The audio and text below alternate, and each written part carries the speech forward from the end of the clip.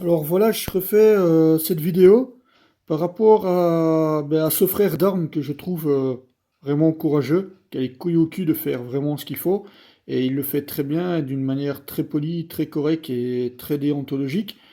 Et donc, en fait, je viens de me rendre compte que sa vidéo a été censurée, a été bloquée donc par le gouvernement français, ainsi que sa page Facebook. Donc, vraiment très très sympathique de la part de la confrérie Macron, hein.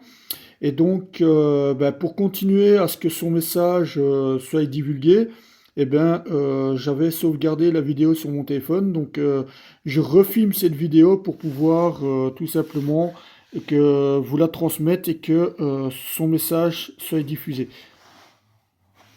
Bonjour à toutes et à tous. Alors, je fais comme tout le monde, hein, je fais ma petite vidéo. Donc, ce message s'adresse bien entendu à l'ensemble des Français, mais plus particulièrement aux militaires. Donc, quand je dis militaires, j'entends par là les militaires actifs, les gendarmes, les réservistes, les vétérans, les anciens combattants et tous ceux qui se reconnaîtront dans ce message. Alors, je me présente brièvement, je m'appelle Sébastien, j'ai servi 8 ans dans l'infanterie. Euh, Au cours de ces 8 années, j'ai vécu 6 déploiements en opération extérieure, plus bien sûr tout un tas de petits vigipirates et tout ça, quoi. Donc je suis parti 3 fois au Liban, je suis allé en Afghanistan, au Mali, en Centrafrique. Et voilà, alors pourquoi je vous dis ça aujourd'hui? Je vous dis ça parce que très naïvement, quand je me suis engagé à 17 ans et demi, je pensais, en étant un soldat de la France, que j'allais défendre mon pays, défendre mon drapeau, défendre mon peuple. Voilà, j'étais fier de tout ça, j'étais vraiment très très fier de tout ça. Et lentement mais sûrement, j'ai un petit peu déchanté pour en arriver à la conclusion à la fin qu'en fait je ne servais pas mon pays et mon peuple, mais je servais ni plus ni moins que les intérêts commerciaux du gouvernement, de l'État et des gens qui les manipulent. Voilà. Donc aujourd'hui, je voudrais faire un message donc à tous les soldats de France. Je ne peux, et je ne le ferai pas, je ne peux vous appeler à la révolte. Je ne peux en aucun cas vous dire allez, coup d'État les gars, on retourne le gouvernement. Je risquerai certainement des grosses poursuites judiciaires pour ça. Par contre, je peux et je vais vous appeler à la réflexion. Ça, je peux le faire. On dit toujours le soldat il n'est pas là pour réfléchir, machin, mais c'est totalement faux. Tout comme un CRS, la base du métier de soldat, c'est le discernement. C'est-à-dire que qui est en face de moi? Qui est en face de moi? Est-ce un ennemi ou est-ce un ami? Me veut-il du bien? Me veut-il du mal? Qui est l'ennemi? Est-il devant? Est-il derrière? Est-il au-dessus de moi? Le discernement. Alors voilà.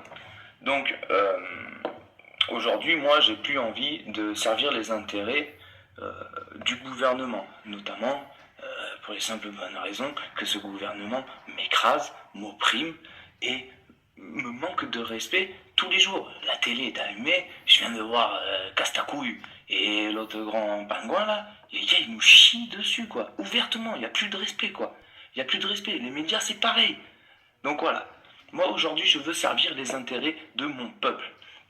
Alors, je vais faire un petit rappel pour tous les soldats de France et certainement faire découvrir quelque chose aux personnes civiles. Il existe, notamment dans l'armée de terre, ce qu'on appelle le code du soldat. Ce code du soldat, c'est le code d'honneur du soldat. Tout soldat de France se doit de le connaître, de le respecter et de le mettre en application. Il est d'ailleurs stipulé dans ce code que tout soldat se doit de garder un droit de réserve en matière philosophique, politique et religieuse. C'est pour ça que vous ne voyez pas aujourd'hui de vidéos de militaires en train de dire Gilets jaunes, on en a marre et tout ça. Voilà, ils ont un droit de réserve, c'est comme ça.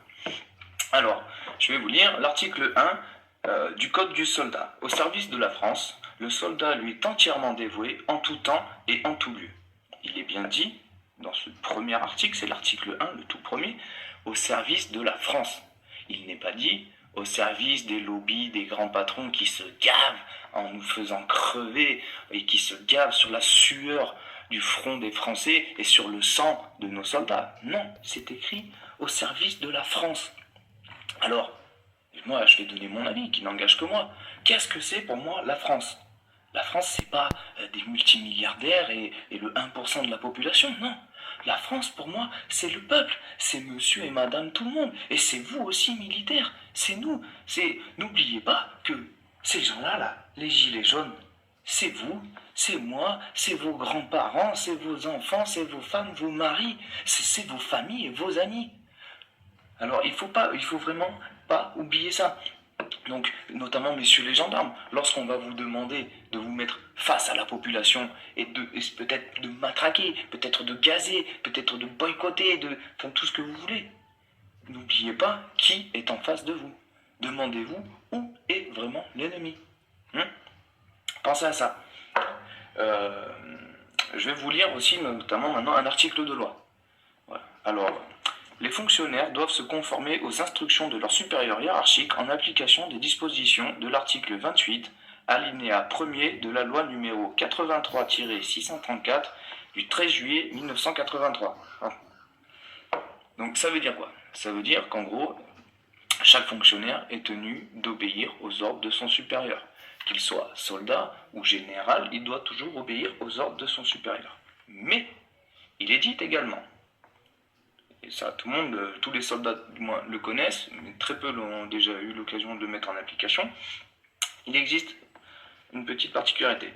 Une réserve doit cependant être faite lorsque les ordres sont manifestement illégaux et de nature à compromettre gravement un intérêt public. Et ça, c'est très très très important. Ça veut dire que légalement, vous avez le droit, en tant que militaire, et je ne connais pas les législations de la police et donc des CRS, mais je pense qu'il doit y avoir une loi dans ce même genre qui vous autorise à refuser un ordre si vous jugez qu'il est illégal ou immoral. Il est dit, je le répète, illégaux de nature à compromettre gravement un intérêt public. Est-ce qu'on n'est pas en plein dedans, putain? Est-ce que c'est pas l'intérêt public?